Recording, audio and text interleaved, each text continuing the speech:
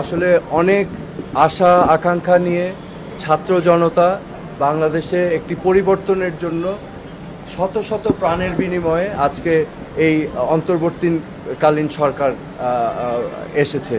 তো আমাদের এই সরকারের কাছ থেকে প্রত্যাশা অনেক বেশি। হ্যাঁ, আমরা চাই যে একটি গণতান্ত্রিক সমৃদ্ধশালী প্রগতিশীল বাংলাদেশ যাতে ভবিষ্যতে আমরা পাই। আমাদের বংশধর, আমাদের ছেলে মেয়ে, আমাদের নাতি নাতনি সবাই যেন একটি সুন্দর বাংলাদেশ পায়, সেই প্রয়াসেই কিন্তু এত মানুষের আত্মত্যাগ, ছাত্র জনতার এই অভ্যুত্থান। সো আমি ব্যক্তিগতভাবে এই সরকারের সাফল্য কামনা করছি এবং আমি মনে করি যে কোনো ভালো কাজ, একটি রাষ্ট্র গঠনের কাজ বা পুনর্গঠনের কাজের সবচেয়ে বড় অংশ হচ্ছে আইন শৃঙ্খলা রক্ষা করা। বিকজ গুড গভর্নেন্স বা সুশাসন পেতে হলে রুল অফ ল বা আইনের শাসন অত্যাবশ্যক। সো আমি ব্যক্তিগতভাবে এখানে এসেছি আমার একটা বিষয় নিয়ে। আমাকে বেশ কিছুদিন ধরে বিভিন্ন মহল থেকে হুমকি দেওয়া হচ্ছে, আমার প্রাণের উপর হুমকি এসেছে। এবং গতকাল রাতে আমি যখন আমার কাজ শেষ করে, আপনারা জানেন যে আমি একজন কর্মঠ মানুষ, আমার কাজ করতে হয় প্রতিদিন। আমি কাজ থেকে যখন রাতে ফেরত যাচ্ছিলাম আমার ডিওএইচএসের বাসায়, আমাকে একটি মোটরসাইকেল চালক আমাকে ছায়ার মতো ফলো করে এবং আমি যখন ক্যান্টনমেন্ট গেট দিয়ে ঢুকে যাই সেই মোটরসাইকেল আরোহী আমাকে কিন্তু ফলো করতে থাকে। একটা পর্যায়ে আমি দেখি তার শার্টের মধ্যে লাল নীল লাইট জ্বালানো এবং সে আমাকে ইশারা করছে থামার জন্য। তো আমি বুঝতে পারছিলাম না যে এটা কে, কারণ সাধারণত ক্যান্টনমেন্টের ভিতরে তো এমপিরা থামায়। তো আমি থামিয়েছি কারণ তার লাল নীল লাইট দেখেছিলাম। থামাবার পর তাকে আমি অনেকবার জিজ্ঞেস করলাম যে আপনি কে, আপনার পরিচয় কি, আমাকে কেন থামতে বলছেন। উনি বারবার আমাকে বলছেন যে আমাদের লোক আসবে, আপনার থামতে হবে। তো আমি আবারও বললাম যে কেন, আপনার পরিচয় কি এবং কারা আসবে। তো এক পর্যায়ে আমি তাদের জিজ্ঞেস করলাম আপনি কি আমাকে চিনতে পেরেছেন। উনি বলল হ্যাঁ আপনাকে চিনতে পেরেছি, আপনি সোহেল তাজ। তখন আমি আরও পাজলড হয়ে গেলাম যে সে তো আমাকে চেনে। তো আবার জিজ্ঞেস করতে থাকলাম, এরকম অনেকবার জিজ্ঞেস করার পর আমি গাড়ি সাইড করে রেখেছি। তাকে ফোনে বলতে শুনলাম যে হ্যাঁ উনি জাহাঙ্গীর গেট দিয়ে ঢুকে গিয়েছে, আপনারা এখানে এই লোকেশনে আসেন। না জাহাঙ্গীর গেট দিয়ে ঢুকে গেছেন, উনি ক্যান্টনমেন্টে ঢুকেছেন। তো এরকম কয়েকবার বলার পর আমি তাকে আবার বারংবার জিজ্ঞেস করলাম পরিচয় কি, কেন আমাকে থামিয়েছেন। সে কোনো সদুত্তর দিল না।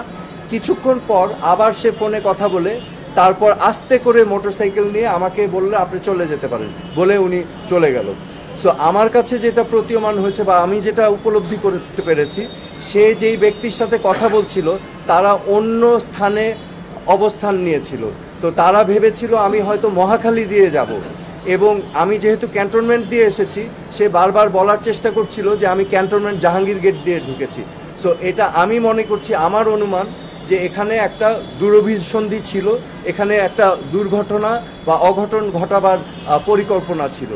সো আমি আজকে এই বিষয়গুলো নিয়ে মাননীয় স্বরাষ্ট্র উপদেষ্টার কাছে অবহিত করতে এসেছি এবং আমি মনে করি যে বাংলাদেশের সকল নাগরিকের ব্যক্তি নিরাপত্তার অধিকার আছে এবং আমি তাকে বলেছি যে আইন শৃঙ্খলা পরিস্থিতি অবশ্যই যেন অতি দ্রুত উন্নতি করেন এবং উনি আশ্বাস দিয়েছেন যে উনি দেখছেন এবং সার্বিকভাবে ওনার মনোযোগী হয়েছেন।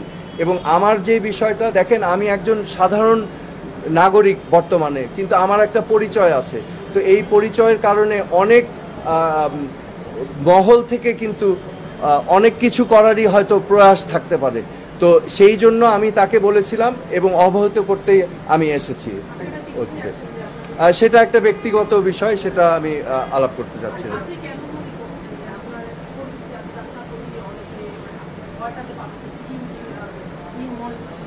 দেখেন, আমি নিজেকে সাধারণ নাগরিক মনে করি। আমি নিজে আমার নিজের গাড়ি চালাই, আমার ড্রাইভার নাই, আমি নিজেই যাতায়াত করি। আমি চেষ্টা করি একদম সাধারণ মানুষের মতোই চলাফেরা করতে। আমার একটা ফিটনেস সেন্টার আছে, আমি সেখানে কাজ করে আমি আমি আমি আমার দিন চালাই। হ্যাঁ, তো আমি অনেস্টির সাথে আমি কাজ করেছি। আমি যখন স্বরাষ্ট্র প্রতিমন্ত্রী ছিলাম, আমার দায়িত্ব আমি নীতির সাথে, আদর্শের সাথে, সততার সাথে আমি পালন করতে চেয়েছি। আমি অন্যায়, অনিয়ম, দুর্নীতির বিরুদ্ধে সোচ্চার ছিলাম এবং পদক্ষেপ নেওয়ার চেষ্টা করেছি। পরবর্তীতে আমি পদত্যাগ করার পরেও সময়ে সময়ে কিন্তু আমার উপরে নানাভাবে নানা কিছু করা হয়েছিল। 2013 সালে আমার এক ভাগিনা রাকিবকে পুলিশ নিয়ে নির্যাতন করেছিল, সেটা নিয়েও মামলা হয়েছিল। পরবর্তীতে 2018-19 সালে আমার আরেক ভাগিনা, ওকে কিন্তু অপহরণ করে এই যে আজকে যে আয়নাঘর আছে, সেই আয়নাঘরে 11 দিন রাখা হয়েছিল। আমি কিন্তু সে সময় প্রতিবাদ করেছিলাম গুম, খুন, হত্যার বিরুদ্ধে, এবং আমি অনেক কষ্ট করে, অনেক কায়দা করে আমার ভাগিনাকে উদ্ধার করে এনেছিলাম। এবং আমি সেই সময় কিন্তু বারবার বলেছিলাম এরকম ঘটনা ঠিক না, এরকম ঘটনা যেন আর কোনোদিনও বাংলাদেশের মাটিতে না হয়। তো আমি সবসময় প্রতিবাদ করে এসেছি আমার অবস্থান থেকে। আমি তো একজন সাধারণ নাগরিক, আমারও তো নিরাপত্তার একটা বিষয় থেকে যায়, তাই না? তো আমার অবস্থান থেকে আমি চেষ্টা করেছি, সবসময় বলেছি, অন্যায়ের বিরুদ্ধে আমি কথা বলেছি। এবং বর্তমানে আমি যেটা ফিল করছি যে এখানে যেহেতু একটা পরিস্থিতি বিরাজমান আছে, এখানে বিভিন্ন মহলের থেকে স্বাভাবিকভাবে হতে পারে। আমার আরেকটা পরিচয় আছে, আমি বাংলাদেশের প্রথম প্রধানমন্ত্রীর সন্তান। তো আপনারা স্বাভাবিকভাবেই বুঝতে পারছেন যে আমি সাধারণভাবে চলার চেষ্টা করলেও এই পরিচিতিগুলো কিন্তু আমাকে ছাড়ছে না।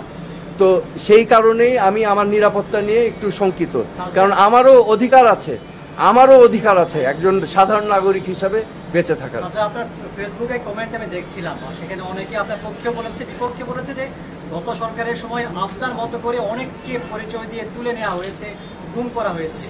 সেই সময় থেকে তো ট্রেন্ডটা চালু হয়েছে। আগের সরকার কি যেটা করেছে, আপনার কাছে কি মনে হয় সেই ধারাবাহিকতায় কি আসছে? বা এই ঘটনা যেগুলো ঘটেছে আমি সুস্পষ্টভাবে আগেও বলেছি, হত্যা, গুম, নির্যাতন, মানুষের গণতান্ত্রিক অধিকারকে বিলুপ্ত করা, এগুলোকে আমি কোনোদিনও সাপোর্ট করিনি। এবং আমার অবস্থান থেকে আমি সবসময় এটার প্রতিবাদ করে এসেছি যতটুকু পেরেছি আমি, কারণ আমারও নিরাপত্তার বিষয় ছিল।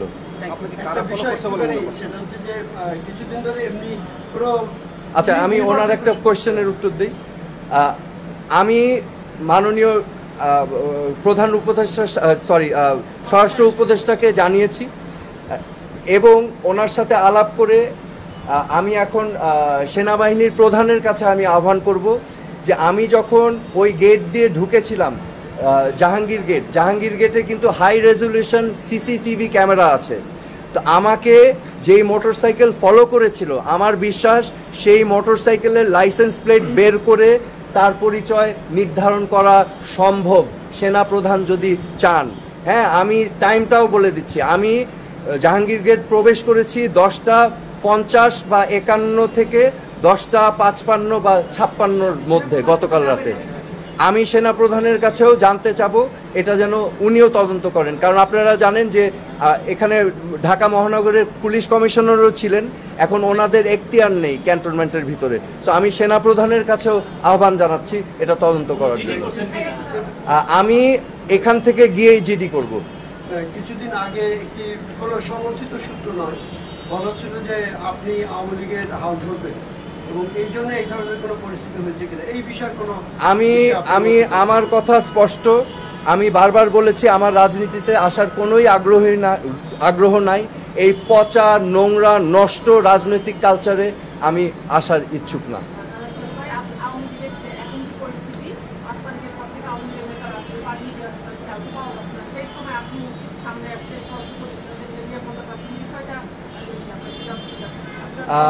আমি মনে করি যে কোনো রাজনৈতিক দলের উপরেই প্রতিহিংসা বা নিপীড়ন করা সঠিক না, সেটা যেই দলই হোক। হ্যাঁ, সো এখানে অনেক নিরীহ নেতাকর্মীরা আছেন, তাদের উপরে অত্যাচার, নির্যাতনের আমি নিন্দা জানাচ্ছি।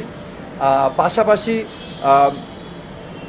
আমি আওয়ামী লীগকে বলবো এবং সকল রাজনৈতিক দলকে বলবো, একটু আত্মসমালোচনা এবং আত্ম উপলব্ধি করে অনুশোচনাটা খুবই প্রয়োজন ভবিষ্যতে এগিয়ে যাওয়ার জন্য। আমি রাজনীতিতে ফিরবো না, আমি বলে দিয়েছি। আমি এই নষ্ট, পচা, জঘন্য রাজনীতিতে আমি ফিরবো না। Thank you. Thank you. Thank you.